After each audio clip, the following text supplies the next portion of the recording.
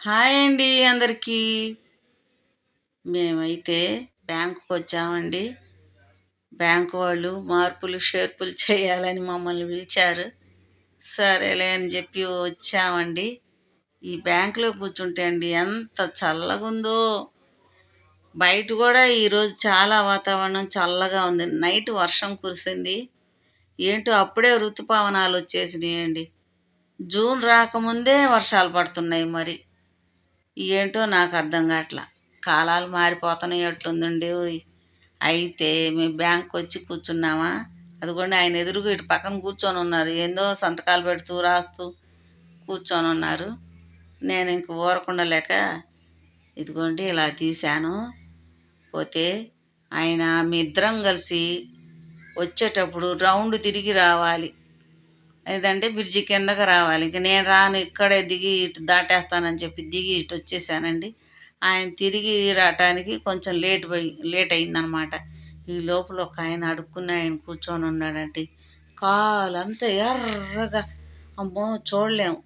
అలా పెట్టుకొని కూర్చున్న ఒక్కరు ఆ, రూపాయి కూడా ఇవ్వట్లేదండి. నాకైతే అయ్యో అనిపించి 10 రూపాయల నోటు ఉంటే ఆయనకేస్తే దండం పెడుతున్నాడు. అయ్యో పాపం అని జాలేసింది. ఈలోగా చిన్నగా నడుచుకుంటూ బ్యాంక్ దగ్గరికి వెళ్ళేలోపు ఆయన చుట్టూతో తిరిగి వచ్చేసారండి. తర్వాత ఇద్దరం వచ్చి ఇదిగోండి ముందు మేము పిలుస్తాంలే కూర్చోండి అని అన్నారు. సరేలే అని చెప్పి కూర్చున్నాం అనమాట. ఇంక అక్కడి నుంచి నాకు పన్ను బాగలేదండి. అసలు ఏది తిన్నయట్లా, వాటర్ కూడా తగిలితే జమ్మని లాగుతుంది. అందుకని ఇక ఇది డెంటల్ హాస్పిటల్కి వచ్చామండి. వచ్చి ఇంకా వెయిటింగ్ అనమాట. ఆ డాక్టర్ దగ్గరికి వెళ్ళాలంటే ఆమె లోపల వాళ్ళకి పళ్ళు అవన్నీ క్లీన్ చేస్తుంది కావాల్సి. ఇక నా పేరు పిలవాలి కదండి.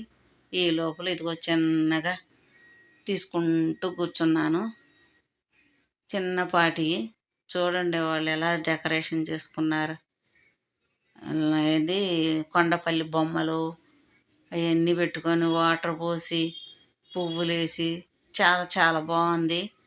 అయితే ఇక నేను ఊరికే ఇంకా ఎప్పుడు పిలుస్తారా అని ఎదురు చూస్తూ కూర్చునే కంటే చిన్నపాటి వీడియో తీసుకుందాంలే అని చెప్పి ఇక బయటకు వచ్చానండి.